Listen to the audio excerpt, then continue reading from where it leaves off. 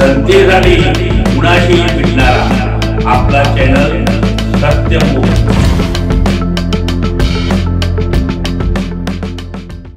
पर्यटन दिनानिमित्त कवी सरकार वाचन मंदिर इंगळी आणि काशीनाथ आव्हाड फिल्म प्रोडक्शन अहिल्यानगर आयोजित निसर्ग वैभव कवी संमेलन व पुरस्कार वितरण सोहळा घेण्यात आला।